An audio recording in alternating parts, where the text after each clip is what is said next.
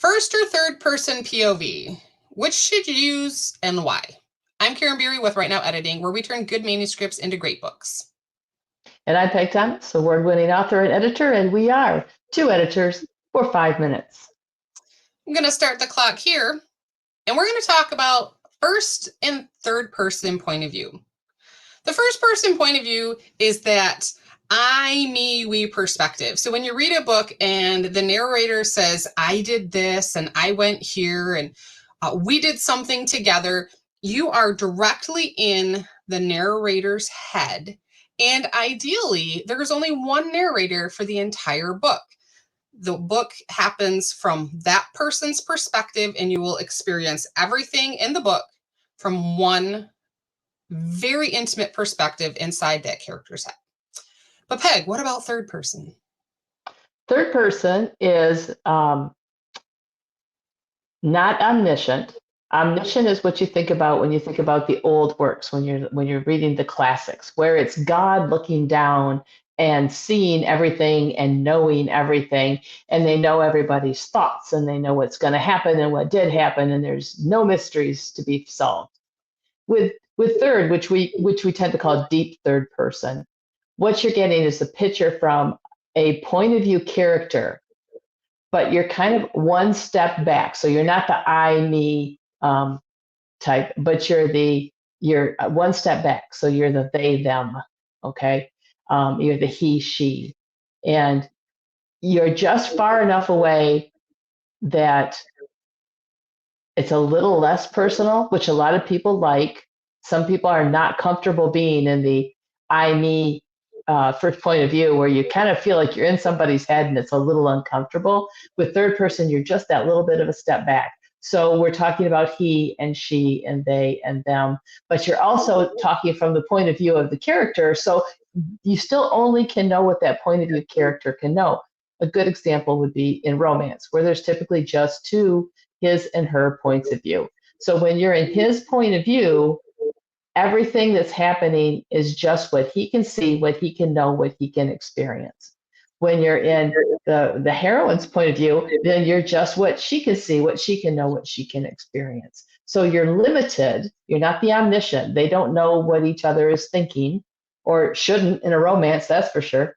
But you're still very close, very intimate, but you're not to the point where you're actually right in their head with the I, me, first person. And it can get a little confusing sometimes, because when you read an omniscient point of view, it uses third person pronouns. So the omniscient narrator will say he did this and she did that, but the omniscient narrator knows everything that everybody's doing. And that's why that one is the third person omniscient versus third person limited. We're not going to go into all of that. Just know that omniscient and your third person are both going to use the he, she pronouns, but it's the different of perspectives. And the reason you want to know the difference between the first and third person perspective is because there are some genres that lend themselves well to first person, more so than there are some that really the first person doesn't work. So I'm going to talk a little bit about that. For first person, it is a great point of view anytime there's, I like to call it a coming of age story, which really falls into the young adult. But you can have those even in contemporary fiction, or especially women's fiction. It's anytime the focus is on the character development, where you're really watching that character grow and come into themselves. You really want to be in their head, because you want to see how do they come from being a spoiled, selfish brat to being the philanthropist of the year. A deep first person perspective works. It's also great in any type of mystery where you're trying to solve the crime with the sleuth or with the detective, because the only information you have is the same information that the detective has. So it really increases kind of the drama and the tension there, is you're trying to figure out if you can solve the crime before the narrator does. That being said, it's not the best in some genres, such as romance, because you want to see both sides of the romance, the guy and the girl. Peg, where does third person work well? Third person works well in almost every genre. There really aren't too many where it doesn't work well. there have been, just to kind of piggyback on what you were saying, there have been some romance books written from his and her point of view, and they're both first person. They don't tend to do really well. There's a lot of people just not comfortable being that close with the character in a romance. So that's, I've seen people try it, not seen it really work very well. And there are also some people who will write where one point of view is first and the rest are third, and that doesn't tend to go really well either.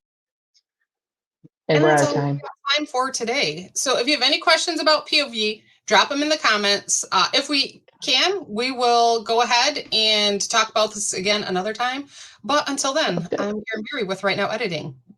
And I'm Peg Thomas. See you.